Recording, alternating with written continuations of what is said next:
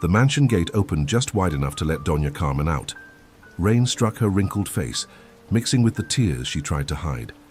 In one hand, she carried an old suitcase, bent by years of service. In the other, a worn cloth teddy bear with one ear almost loose. Behind her, the windows glowed warmly, as if no one inside had just thrown out a woman who had spent her whole life serving that house without even a coat over her shaking shoulders from the place she had once called home. Sebastián appeared at the doorway in an immaculate suit, his stare colder than the night itself. He did not shout. He did not need to. He simply raised one hand and pointed toward the street, as if removing something that embarrassed him in front of guests. Behind him, Isabela watched in silence, elegant and dry, arms crossed without a trace of shame. Doña Carmen tried to speak, but her voice broke beneath the family name that had never been hers to carry in her life.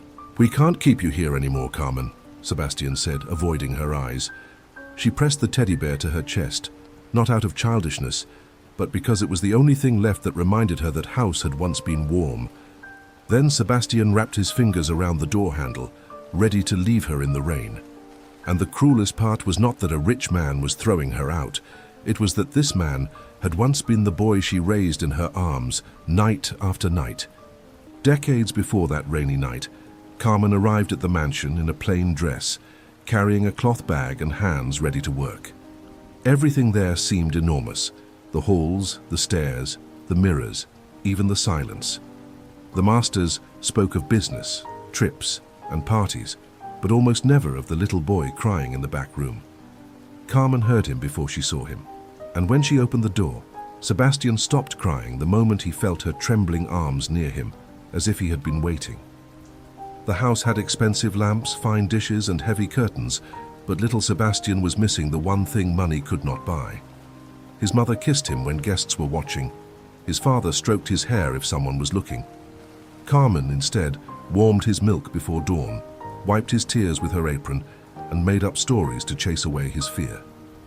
Without realizing it, she began giving him a home inside a house that did not know how to hold or truly listen to a child. Over time, Sebastián's footsteps searched for the kitchen before the main salon. If he fell, he called for Carmen. If thunder shook the windows, he ran to Carmen. If he woke frightened in the dark, he did not ask for his mother or father. He reached his arms toward her. The family called it habit. She called it love in silence. But no one imagined that the boy who slept calmly against her chest would one day close the door in her face, remembering none of those nights of fear. The longest nights in the mansion were not known by its owners, but by Carmen. When Sebastián burned with fever, she soaked cloths in warm water and sat beside his bed until dawn touched the curtains. Sometimes he opened his eyes and asked if his mother was coming. Carmen smiled even when it hurt and told him to rest, that she would not move from there. And she kept that promise, even when the next morning she had to stand on tired feet and work without having slept at all. She also learned to hide small sorrows so the boy would not have to carry them. If Sebastián broke a glass while playing, Carmen said it slipped from her hands while cleaning. If he forgot to eat, she saved a warm plate behind the kitchen. If the house filled with shouting, she took him to the patio and told him about stars, hens, and dirt roads. No one paid her to love like that. No one asked for so much.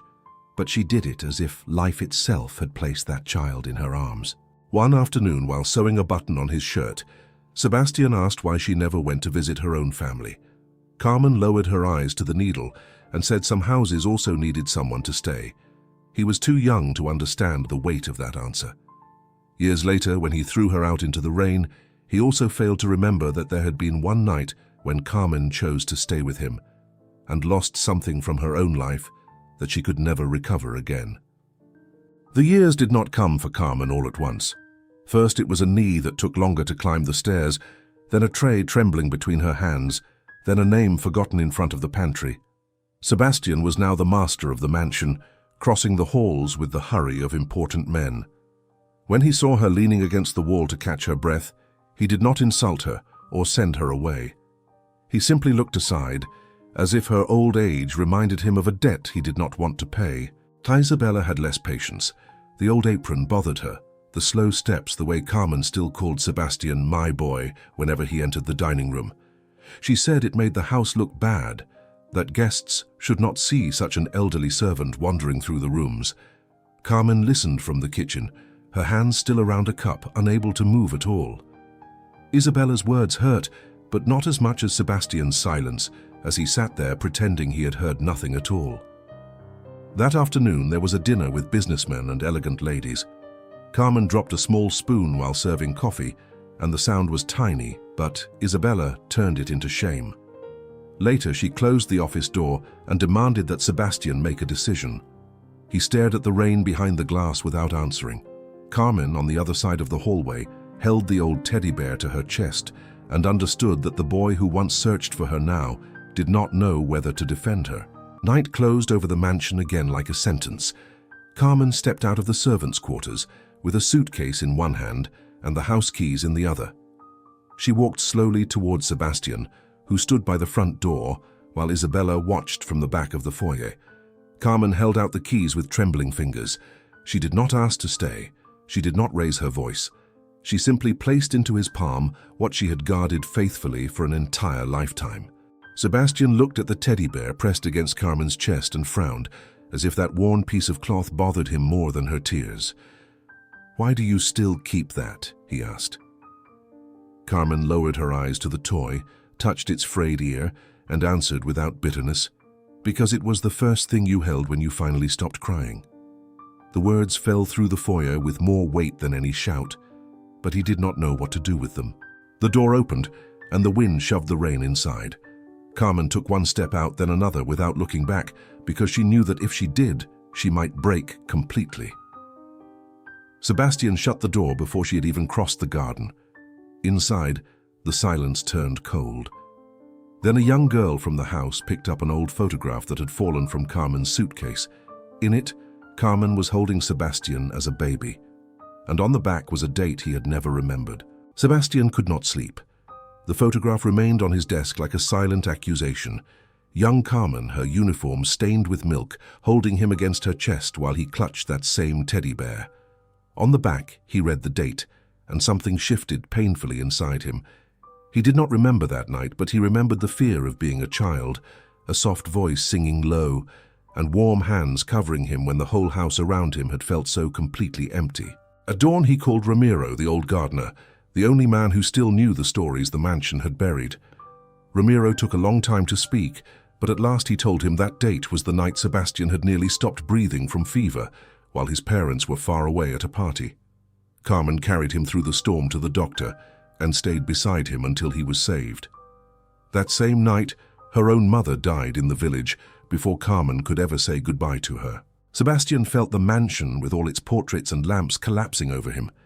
He had not thrown out an old maid. He had thrown out the woman who stayed when everyone else failed him. He went searching through the wet streets with the teddy bear in his hand and guilt caught in his throat. But at the humble boarding house where they found her, a neighbor said Carmen had spent the night feverish, soaked, silent, and holding the suitcase and the forgotten toy against her chest.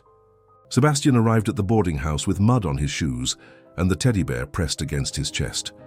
Carmen sat by a broken window, pale and wrapped in a borrowed blanket. When she saw him, she did not smile or accuse him. She only lowered her eyes like someone who had already cried all she could.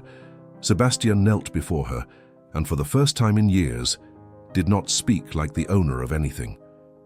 With a broken voice, he asked forgiveness, calling her as he once had. Carmen, my Carmen. He wanted to take her back that same morning, but Carmen did not rise at once. She looked at the teddy bear in her hands and said she could not return to a house where she had only been useful. Sebastián understood then that forgiveness did not mean opening the service room for her again, but giving back the place he had always denied her. So he brought her to the mansion, not through the back door or as a maid, but on his arm before everyone who had seen her leave in the rain. In the main salon before Isabela, the staff, and the guests, Sebastián held up the old photograph and confessed what he had never wanted to see. He said Carmen had not only raised his childhood, but the little goodness still left in him. With wet eyes, she answered without bitterness, "To you, perhaps I was never family, but I loved you as if you were mine. And that time, when the door closed, it did not leave Carmen outside. It left the shame outside that house forever.